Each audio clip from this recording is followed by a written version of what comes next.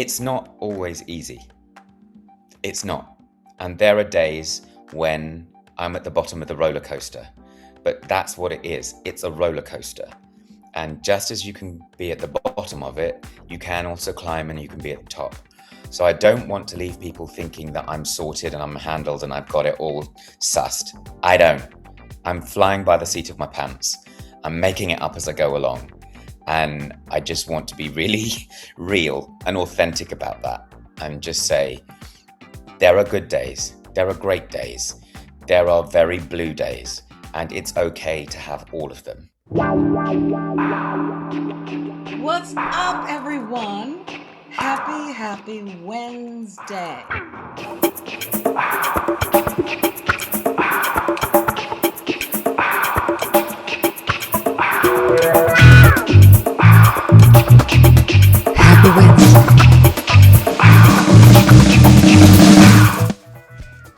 Welcome to The Vision is Possible.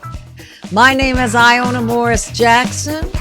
I am so happy that all of you are here with me today. I'm thrilled. Well, as you can see, I'm back in Los Angeles. We are on hiatus on the show, Beyond the Gates, the soap opera I shoot in Atlanta. And so it's really nice to be home. And I will tell you, I had my experience of Hotlanta. And let me tell you, Hotlanta is hot. But baby, is it hot in Los Angeles. I can't even believe it.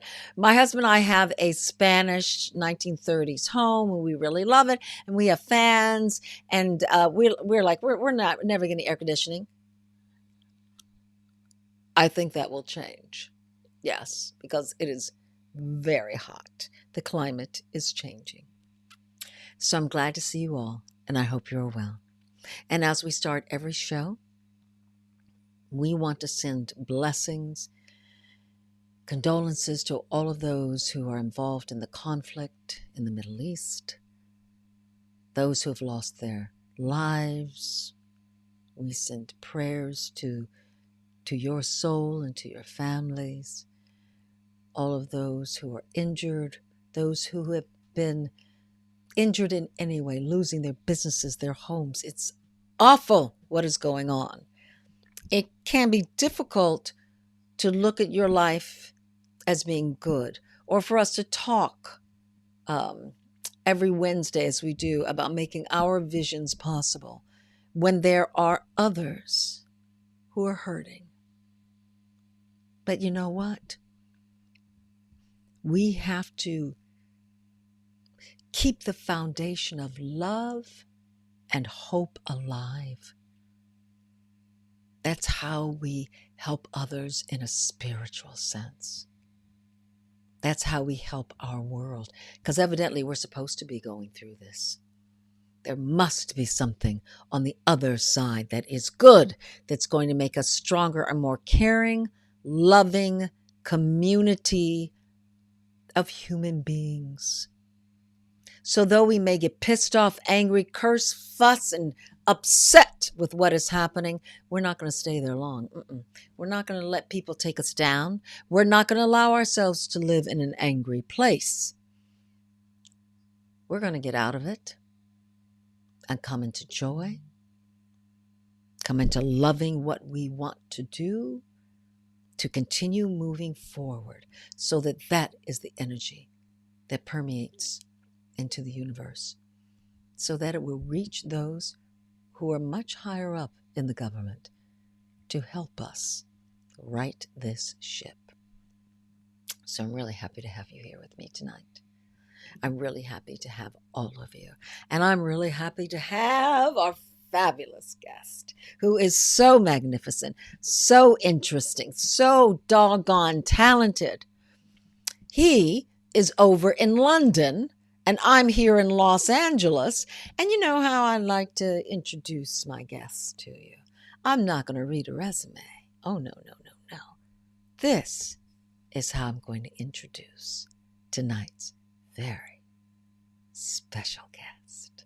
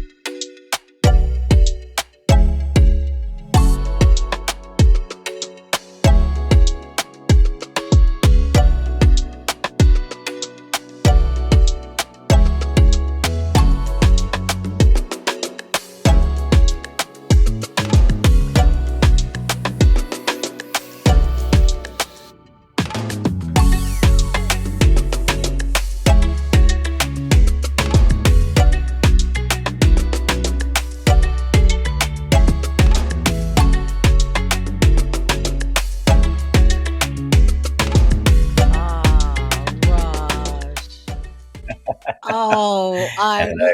hello. It is so nice to meet you, even virtually. Thank you. Likewise, I got quite emotional watching that. Ah, to see your life. Isn't it something you have such joie de vivre and such joy. I bet you just go through just doing what you love, and then all of a sudden you stop and go, "Oh my God, I've given, Um, I've done." I guess. I mean, I think the thing is in our line of work, I describe it as being bouncy. Like you need to keep bouncing back. And at the moment, when it's good, it's great, and when it's not, it's dreadful. And it's about learning to manage the peaks and the troughs. And no one really prepares you for that because different people handle it in different ways. Some people may not have any lows, it may all be highs. So you just have to find your way on your own journey.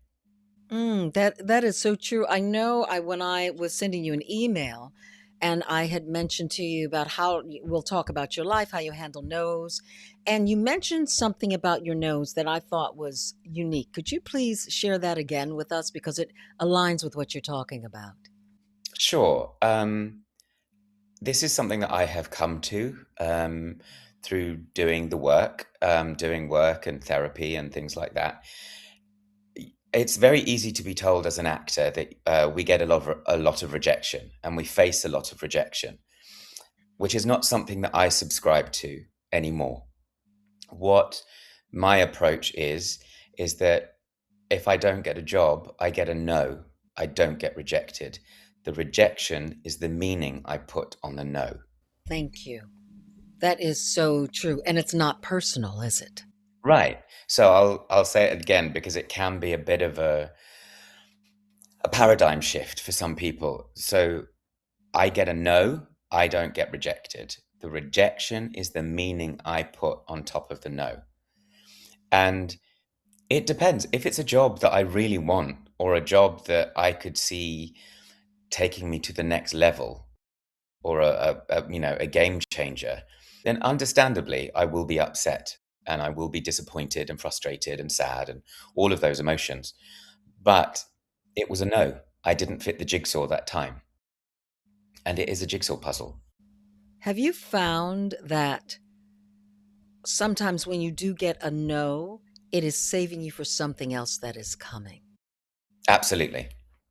Mm. Absolutely. I do believe that whatever's meant for us and meant to be will happen, whether we like it, understand it, know it, or not.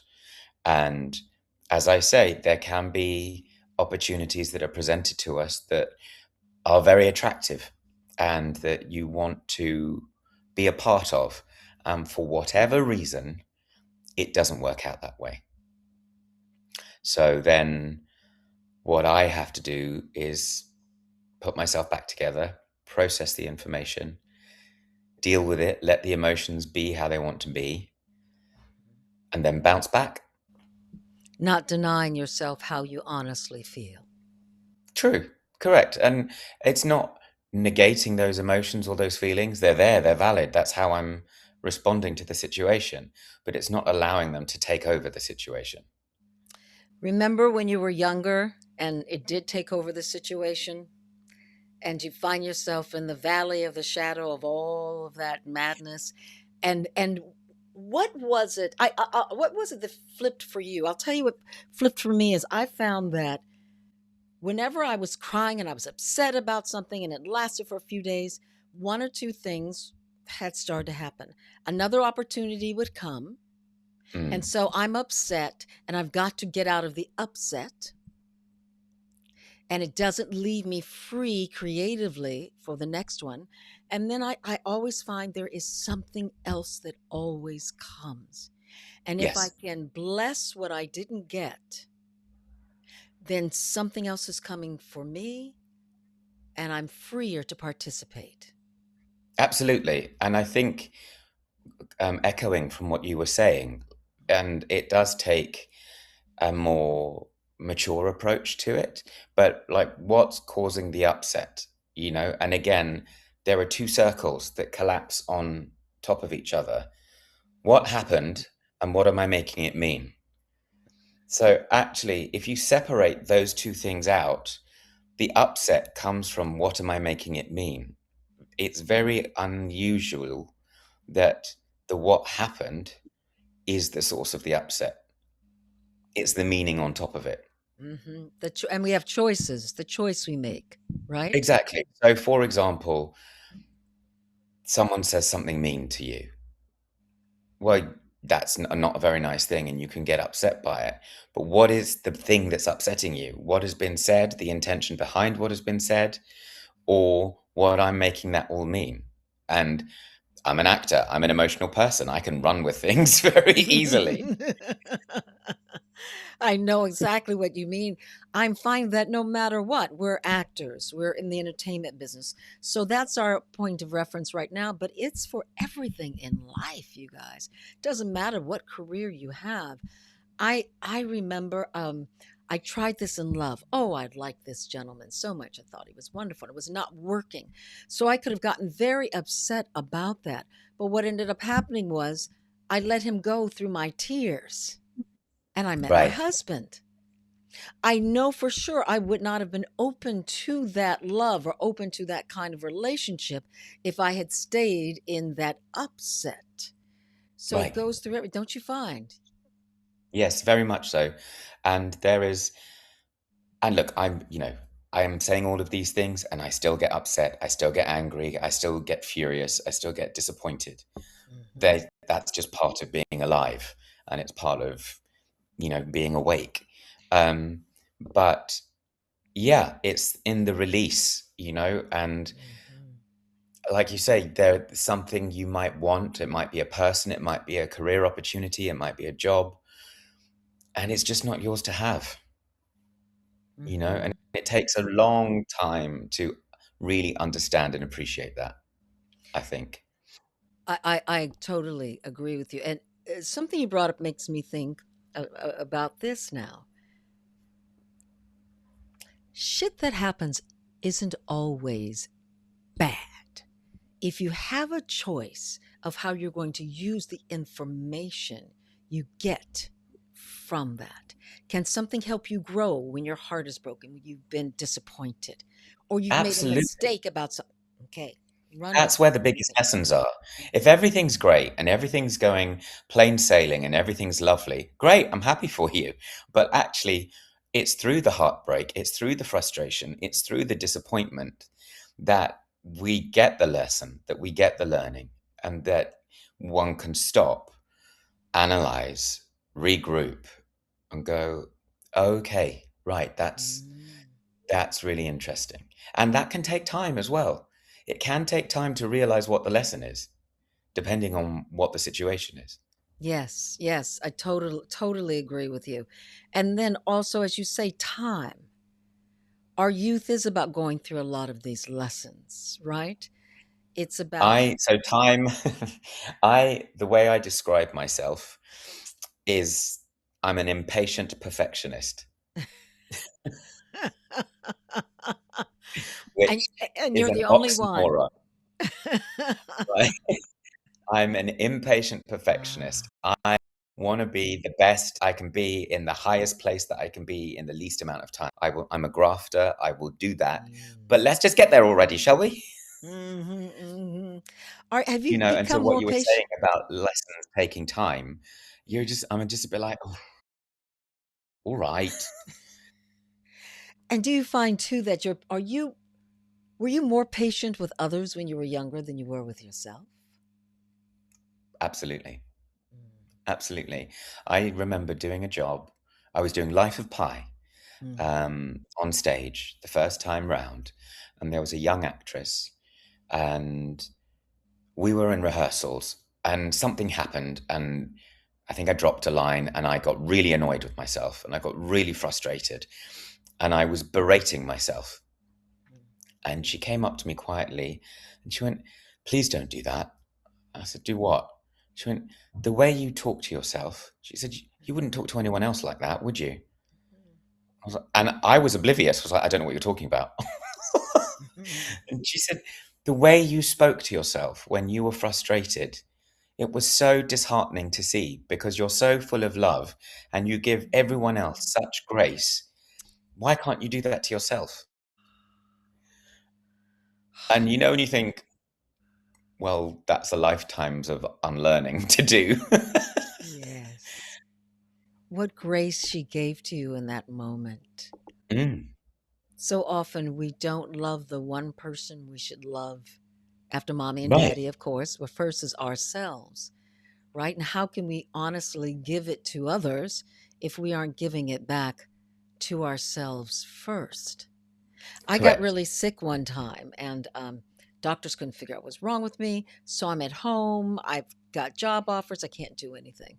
And I'm sitting there and I'm looking around my bedroom, and something says to me, okay, I need to get new colors. I need different colored sheets, duvet, blah, blah, blah. And I couldn't think of what colors I liked. And I realized I hadn't sat long enough with me to know me. And it took me down a beautiful rabbit hole of not just the colors in my room, but was I really loving me? Was I really knowing me? And once I got to a place of lying there, not feeling well, but all of a sudden all this joy came because I was going to spend time getting to know me and journaling. And I walked into this wonderful linen store, and there were the beautiful colors I wanted right there.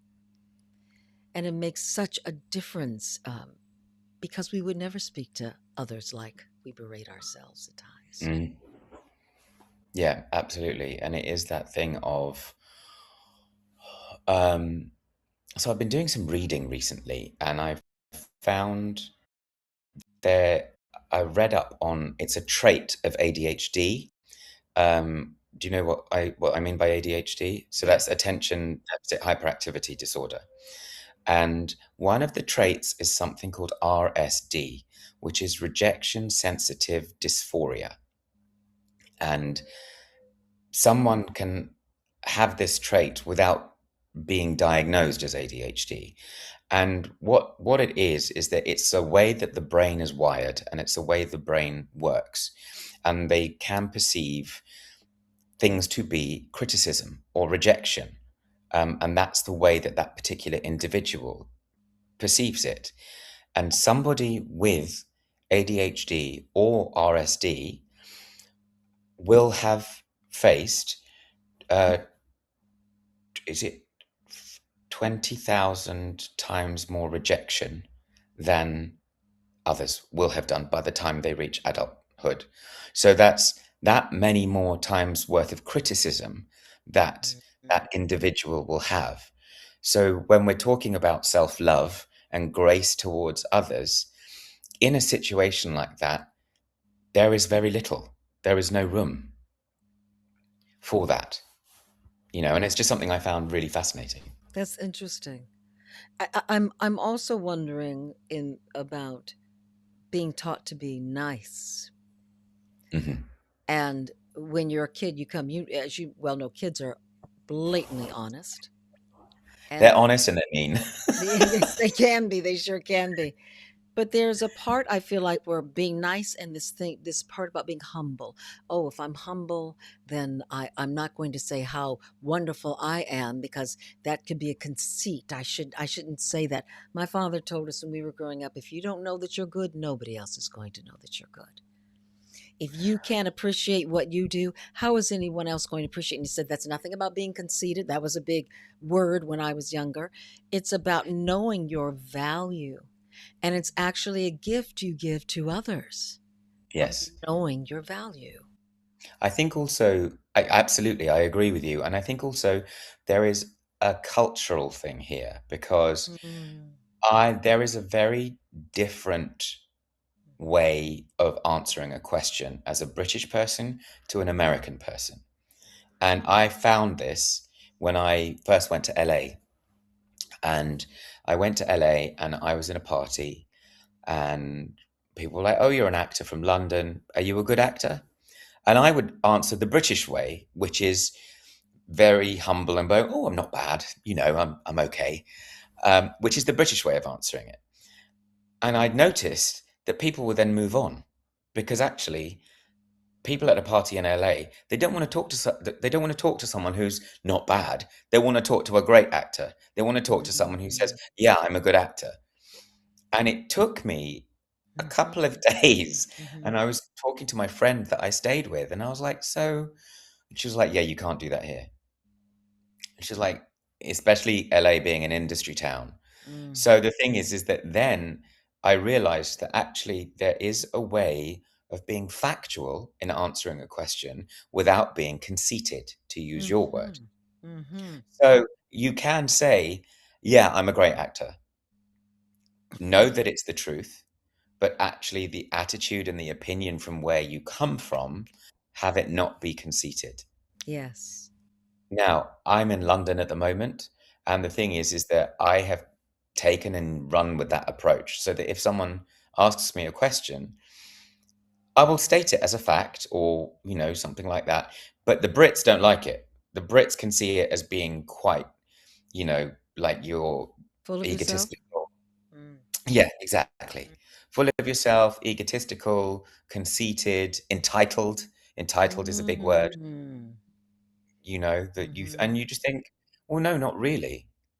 And whether you're in the performing arts line or whichever industry you're in, it's very easy to get caught up with being on the hamster's wheel and because you're just looking for the next gig or you're looking to progress, which is why the montage that you created at the start of this um, meeting really touched me because I just thought you don't stop to acknowledge it. You just go, yeah, Mhm. now what? Now what? And what? And now and next? What next? And then you just kind of go, oh, I did that. Oh, I did that too. Oh, and I won that award. And I won that award, and it's very easy to overlook and be overlooked. And as an actor, you're always told that there's 10 of you. Oh, The, yes.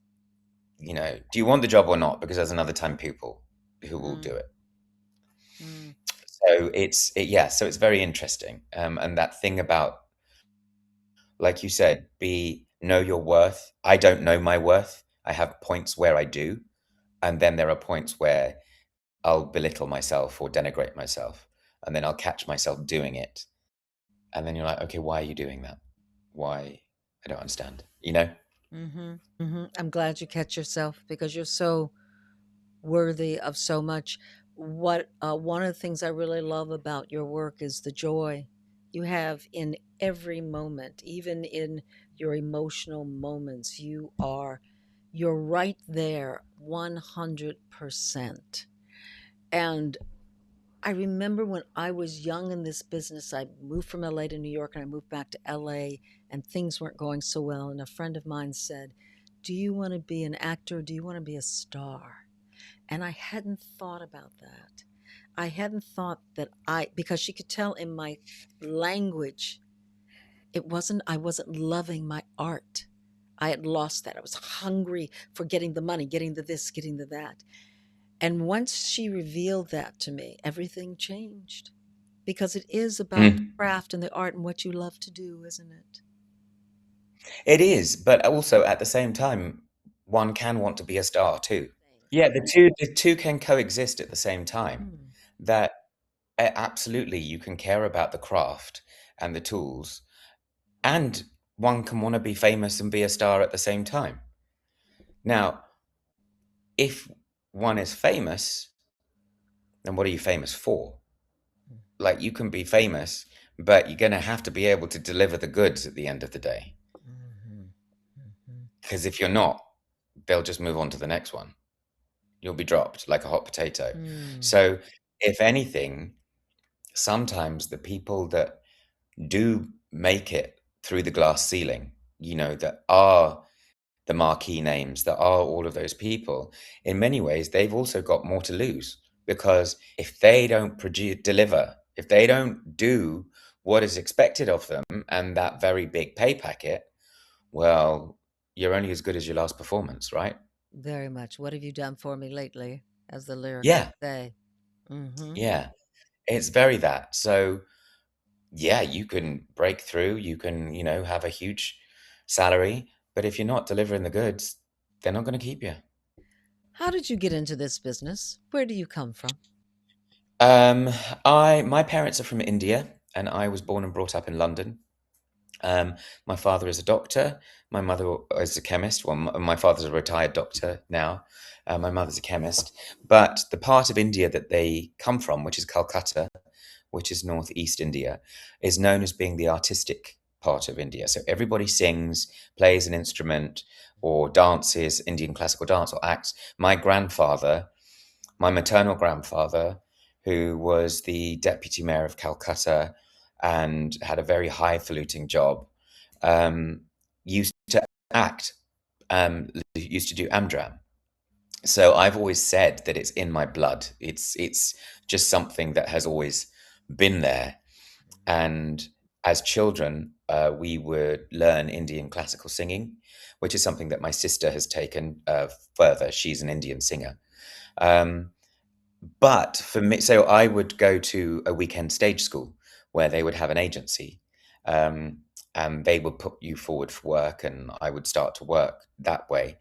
But I never saw anyone that looked like me on stage or on television. I was going to ask you about that. Yes. So, as much as I was always interested, and my parents would take us to see shows, school trips, all of that thing, I would never see me. I would never see something there. And so when I got to 16, our education system is slightly different. So I know in the US, you go to college for 4 years and then you do that. We don't do that in the UK. So at 16, you choose your subjects for your GCSEs, and then you go on to do your A levels, which is 2 years, and then you go to university. So at the age of 18, you then choose. We don't have the 4 year college system here. And we're really more like 18 to go to college for Right, 4 years. right. So at Yes. 18, so at 18, we're then going to university for Gotcha. normally a 3 year degree course. Um, and so from 16, you're then choosing your subjects to study for your 2 years for A level. And because I didn't see anyone that looked like me, I did biology, physics, and chemistry because I then went on to spend some time training to be an osteopath because that was the world I knew. Despite the fact that I knew where my heart and interests were, there was I didn't know if I could sustain a living. And I got to the osteopathic college, and I just remember thinking, I can't do this every day for the rest of my life. And when you're a creative, you're usually a heart person, not a head person. And when you're a heart person and your heart is just going, this is not you, this isn't for you, but you're trying to make your head win the conversation and go, just finish the course, finish the degree, and then go and do a postgrad. Well, I couldn't do that. Mm. So when I was younger, while I was there, I was doing some modeling jobs. I was in a few pop videos just to kind of keep my toe in. And I'd say to my parents, I can't do this. I can't. And my parents they were saying absolutely good parental advice, which was finish the degree, then go and do a postgrad if you still want to do that. But then at least you've got something solid to fall back onto. Couldn't do it. So I left. Mm. Mm. I left. But I left. I then started to train as an actor. And the moment I started, things just started to fall into place. Yes. You followed your So heart. I followed my heart, I followed my destiny. Um, Mm. and upon graduating, I was chosen to represent the United Kingdom at a global drama something, and I had to perform a 90-minute monologue, which I had 2 weeks to rehearse. So it was, it was like, okay, it's happening, Mm-hmm. I love it. you I, know. I, I know So that there is, and her name is escaping me, very large, beautiful black soul singer. And she won an Emmy. And she said, when I looked on television, I didn't see anyone who was singing like me, who was doing me. And I realized I was the me I was looking for. And I want to be the example Perfect. to everyone out there. And it sounds like that is what has happened in your life. I know that there are so many young people who are East Indian who have looked at you and went, yes, I can, when you didn't seem like Yeah. you looked like Well, you could. many years ago, I did a show called Bombay Dreams, which Mm, was on stage. It was in the West End. It was produced by Andrew Lloyd Webber, and the music was done by now double Oscar-winning A.R. Rahman. And it was the first of its kind. It had never been done before. And in London, it's at the theatre that Wicked is currently playing. So it's a 2,200 seater auditorium. It was a big house. mm. It was a really big deal. And I remember hearing that this project was happening. And I just thought, I have to be in this. I have to be part of this project. I had already been in West Side Story in the West End, which is our version of Broadway for those who are unfamiliar. Mhm. And so I knew that I had it in me to be in the West End because I'd already done that. Um, but this time round, I was up for one of the lead roles. I did the workshop for the show. And then, you know, that thing where it's like you could be one of two characters, and the danger is you could fall between the gap and not get either of them. So I had that concern, but in the end, I got one of the roles. I got the role of Sweetie, and who was a eunuch, and the eunuchs of India dress as women. So I had a long wig, and I was in a sari, and all of the. And as you can hear, I'm a baritone, but they need the song was really high, so they were having to change the pitch for the song. Um, anyway, we did that show. The show ran for 2 years. Wow. I was nominated for Best Supporting Performance in a Musical and also for Best Actor. And since that time, I have lost count of the number of younger brown actors Oh. who I'm doing a job, I'm doing a workshop or whatever, and they'll come up to me quietly and they went, I just want you to know I'm here because of that show. I was allowed to be an actor because my parents saw you on stage and they said, okay. And the first time someone told me that, I burst into tears because it's a job. You're doing it as a job and it's a gig, and you just don't really realize that stuff. The impact you're having on Yeah. others who look like you. Yeah. And the one reason why I love doing this, The Vision is Possible, is because as we're talking about acting and others will see this, it's about living a good life, looking like you and looking like me. Yeah. There are so many things about, oh, the angry black woman out there, and blah, blah, blah, blah, blah, blah, blah, blah, blah, what we can do. What is the choice you can clearly make so that that isn't you? Mm. You don't have to take everything and become that way. Why fall into what somebody else has decided you are? Inform them as to who you are. Yeah. I mean, like for example, whilst I was doing Bombay Dreams, Dance Theatre of Harlem Mm. had come to London and they were performing. And I got to meet some of the board, the executive board, and they said, "Please come to our gala night." As it happened, their gala night was the night my show was dark. We ran Tuesday to Sunday, and the gala night was on the Monday at Sadler's Wells. So I went as a guest of the board, and I had the most beautiful, magical night. And when I tell you I cried, I Uh-huh. was ugly crying. I was ugly crying in the seats Oof. because I realized I had an epiphany. In that moment, I was watching an art form I had only seen white people do, and I had never seen anyone who looked a little bit like me do it. Clearly, I'm brown, I'm not black, I don't identify as black, but I was watching these exquisite dancers from the Dance Theatre of Harlem perform beautifully ballet. which I realized I had subliminally and subconsciously made a white person art form because I'd seen the Bolshoi, I'd seen the Kirov, I'd seen the English National Ballet. Those were the ones I'd seen. And then I realized, I understood why when I was in Bombay Dreams during the midweek matinee and the school groups would come, that they would be screaming with excitement as the lights would go down because they were seeing people who looked like them. It Yes. was a complete full circle moment. Wow. Wow. That's awesome. That's awesome. It makes me think when you say that the people who came before us, those who Yes, in we I mean, stand on the shoulders of those who went before us. yes, we do. Your mother, she was a chemist.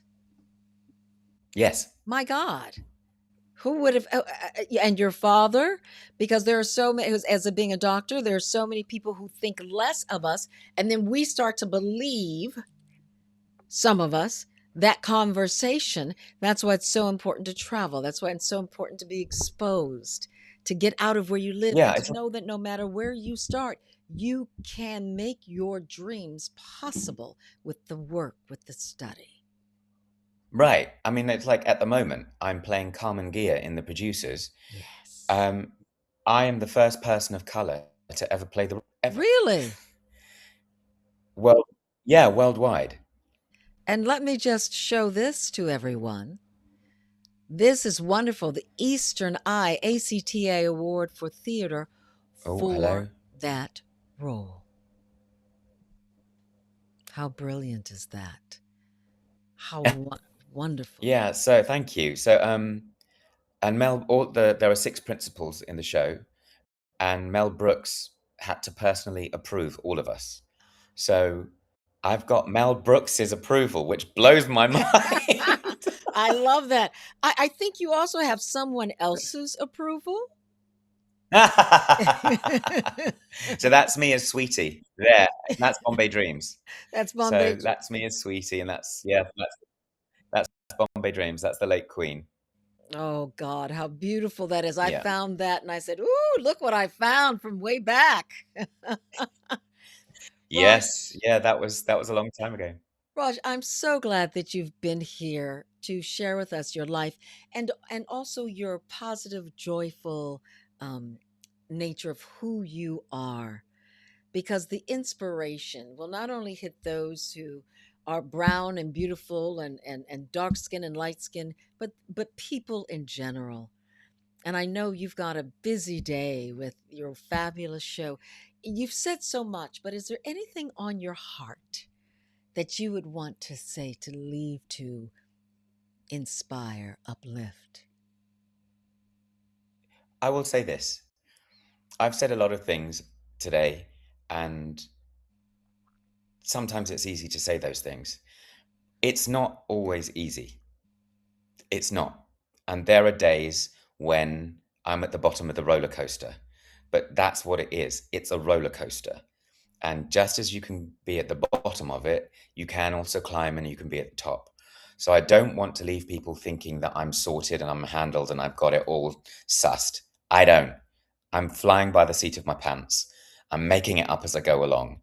And I just want to be really real and authentic about that and just say, there are good days, there are great days, there are very blue days, and it's okay to have all of them. And there are days, normally around a full moon, when I'm feeling very moody. And some Oh, people know just to leave me alone. know thyself. To thine own self be Be true. true. That's Raj, thank you so much. You're over there in London and here in Yes. LA. Have a blessed day. Continue Thank you. fabulous performances, and I can't wait till we see each other in the flesh. Absolutely. It's coming. It is. Ciao. Thank you. Bye Thank bye. you. Bye bye. Is he not amazing?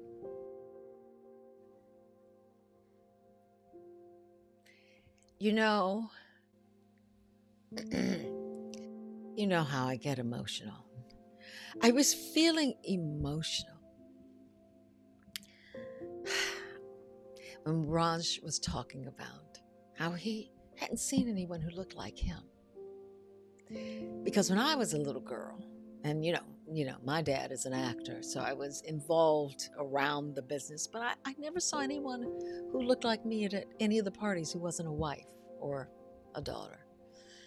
I didn't see anyone on television who looked like me for a long time, till Diane Carroll, and a few other roles here and there.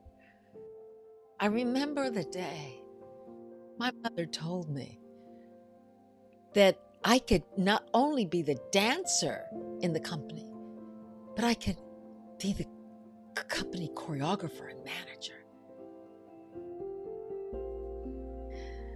I so remember when I didn't think I could be a director because all I saw were men doing it. And then when I went to school, I was in high school. It was Black History Month. And I had created this wonderful Black History show. And I was the director.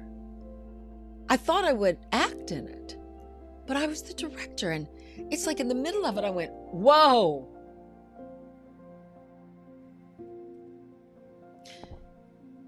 Listening to Raj and what he has to say about where he was going in his educational process, not living his true passion till finally his passion was like, look, brother, look, your heart needs this. And he took a risk. That's what life is about, taking risks. And let me tell you, they say your ship is in, baby, that ship comes in and out constantly. Like, never one time. However, it is important to grab it in the moment that you feel it, not what others are thinking. What you feel. Grab it and ride that tiger all the way to making your vision possible. Wow. Here's Raj's info of where you can find him. He's a pretty wonderful human being. Instagram, TikTok, his website, where you can find him on X. Here's where you can find me. I own a lot of gold. You get it? And here is The Vision is Possible, the show's information. And baby, you are magic. You truly are. So I'm so glad that you were with me today. Continue to join, subscribe, follow me on youtube.com/at The Vision is Possible. And also on Instagram at I Own a Lot of Gold. And on Facebook, 2 places, The Vision is Possible, and also Iona_Morris. Have a beautiful week. I'll see you next week. And in the meantime, in between time, you have yourself a glorious, glorious day. I love you all.